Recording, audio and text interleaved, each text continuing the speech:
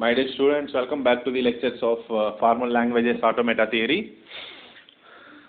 In this video lecture, we are going to discuss about Turing machine, and this is our Unit 5. So, we will see the introduction part of Turing machine. And the important thing is the principle of modern computer. The principle of modern computer was proposed by Alan Turing, and Alan Turing, it is the name of scientist. Alan Turing is the name of the scientist who proposed the modern computer principle. So he proposed this principle in his paper, which was published on 1936. So in his research paper in 1936, he has proposed the modern computer principle. We'll understand now what is actually a Turing machine. So he actually proposed a device. He actually proposed Alan Turing. He proposed a small, simple device, which is called as universal computing machine, and later it is called as universal Turing machine. Please remember the name of universal Turing machine. Previously, it was called as a universal computing machine. Universal computing machine. And if you see here, the thesis of Turing, Church-Turing thesis. Thesis in the sense, whatever the thing he has proposed in his paper, that states that all computers are only powerful as Turing machines. So all computers are only as powerful as Turing machines. So what he's telling is that this Turing machine is equal to all the computers. His Turing machine is equal to the computers that are existing. And his Turing machine, the machine which he has proposed, it can perform 6 types of fundamental operations. That read, write, move left, move right, change state, and halt. So these are the 6 operations that his Turing machine will perform. Please remember what are all the 6 operations: read, write, move left, move right, change state, and halt. So the important things you need to remember here is he has proposed the principle of modern computer in the year 1936, and the Turing machine is nothing but a mathematical model of computation. I told you already, computation is nothing but solving problems. Turing machine will also be useful for solving problems. Turing machine will perform these 6 operations. And in his thesis, he has mentioned that Turing machines are as powerful as computers. And we can say that Turing machine is also nothing but a model which is similar to the computer. And this is the thing we have mentioned here in this page, and we will see what actually is the Turing machine, how Turing machine accepts the languages. And in the previous discussions, I told you, Turing machine is an accepting device. It accepts the languages called type 0 grammars. So as per our previous discussions, I told you that type 0 grammars were accepted by a machine called Turing machine. And the Turing machine consists of an infinite tape. You see, this is the infinite tape here. See, on the left hand side we have infinite space, right hand side we have infinite space.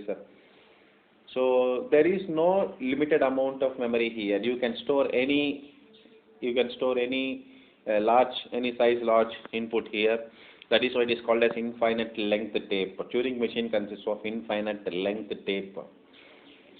And infinite means what? I told you, the left hand side you will have infinite space, right hand side you will have infinite space, and in the middle you are going to store your string, and we are going to process that. So, and this infinite tape is divided into number of cells. Each is capable of holding one symbol. So the infinite tape is divided into number of cells where you can store a symbol in each and every cell. And this tape is associated with read or write head. See, this is read or write head. This read or write head. See, the read or write head is useful to read the symbol, and after reading the input symbol, it can move either to the left or right by using a finite control. Finite control is different here. Finite control is different. Read or write head is different. Read or write head is used to read the input symbol, only single symbol at a time, and finite control is used to move the position from one to another. So on each move, read or write head is capable of reading only one symbol at a time, and it either moves left or right. So anyhow, we will see, we have already seen about type 0 grammars. Type 0 grammars are unrestricted grammars. So there is no restriction. You can have any number of non-terminals and any number of terminals. No restrictions here. So that's why it is called as unrestricted grammar also. Please remember, both unrestricted grammar and type 0 grammars are same. Type 0 grammar is called unrestricted grammar, and type 0 grammars are accepted by a machine called Turing machine. So for accepting these Turing type 0 grammars, we are learning the concepts of Turing machine, and we will see now. Still, hope you all understood the structure of this Turing machine. In Turing machine, what are the components we are having? We will be having a infinite tape with infinite amount of memory. Tape with infinite amount of memory, that is called infinite tape.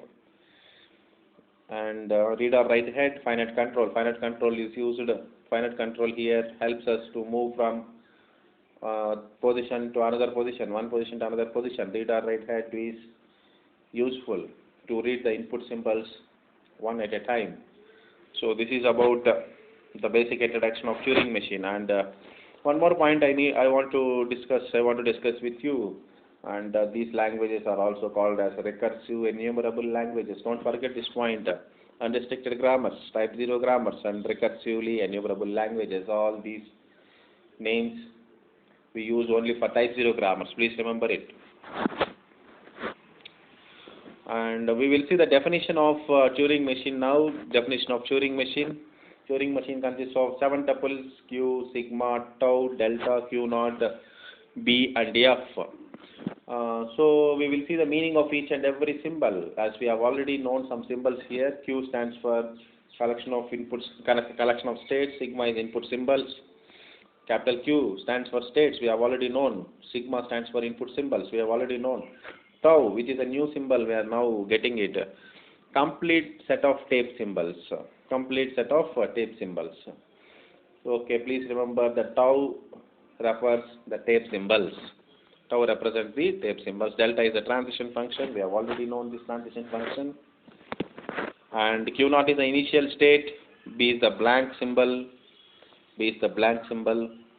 F is set of final or accepting states. F, we have already known about F, final state. Q naught, initial state. Sigma, input set of input symbols. Q, capital Q stands for states. We have already known all these symbols. The new symbols here are tau and B, blank. See, now I will tell you one point very clearly. If you see here in this diagram, we have the string like x1, x2, x3, and x4, and the string is enclosed in the blank symbol. See here on the left hand side we have blank symbol, right hand side we also have blank symbol. So when you see here the left on the left hand side blank symbol, and right hand side we have blank symbol, it doesn't mean that this left hand side blank symbol is indicating that still the input string has not yet started, and whatever the right hand side the blank symbol we are having here, this blank symbol indicates that that input string has ended. So these two blank symbols states refers that one for indicating the input of the string and another for indicating string ending. So this is how we are going to use blank symbols here. So that's why we mentioned here about blank symbols. B stands for blank symbols. F is final state. Q naught is initial state. Delta is transition function. We already know that. Tau means we will understand tau later. Tau means a complete set of tape symbols. I'll tell you what is tau, where sigma is always a subset of T. Tau. Okay, we'll understand tau, but for now you please remember that tau refers a complete set of tape symbols. Okay, so these are the symbols we are going to use in Turing machine. Please remember the Turing machine. This is the definition of Turing machine. Turing machine is defined as 7-tuple machine. M equal to Q sigma tau delta Q naught blank symbol F. F is the final state. So this is what I want to discuss in the introduction part of Turing machine. In the next video lecture, we will start our example problems on Turing machine. So I will stop this speech. Thank you.